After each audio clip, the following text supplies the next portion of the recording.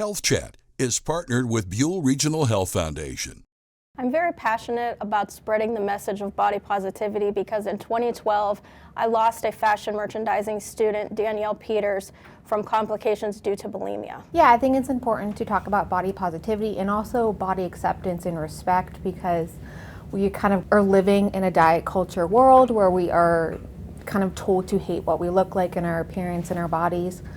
So being able to kind of change those messages and can really help, the outcome of eating disorders and just people in general who suffer from kind of body image issues. Body dysmorphia is a separate brain-based mental illness that's diagnosed.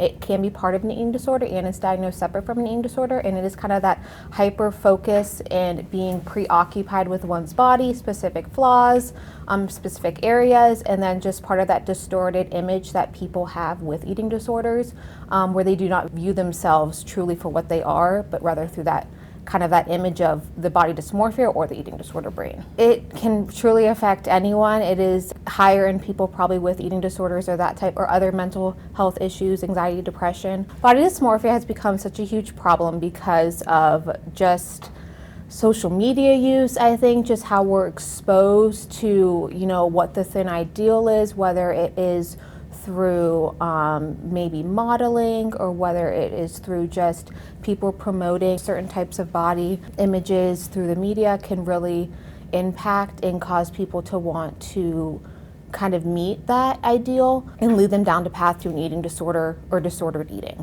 So, again, I think it goes back to one thing we all can do as a society to improve our image is just kind of changing the language that we use, promoting more body diversity, kind of challenging the weight stigma, kind of promoting health at every size, that every body is a worthy body, and just at least body respect and body acceptance, because I think we all struggle with getting to body positivity, but if we can respect and appreciate our body, then we can take care of our body for a good quality of life.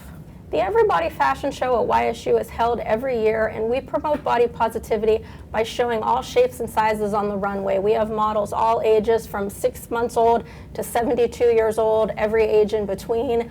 We have models with Down syndrome, we have drag queens, we have transgender models. We promote everyone. We want you to get out there and have a good time and just show that everybody's a beautiful body. The fashion show changed my perspective with a lot of things.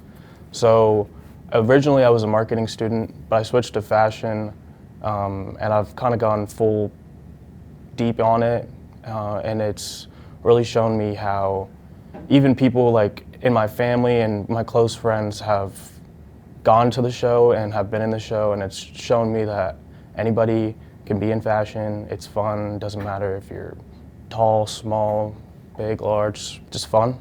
And for me, I want to go into a more of a pristine fashion direction when it comes to shapes and sustainability and stuff like that, so that's what I'm working towards. The purpose of the Everybody Fashion Show and the main goal of the Everybody Fashion Show is to make sure everybody leaves feeling beautiful about themselves and knowing that their beauty comes from what is inside and not what is on the outside of them.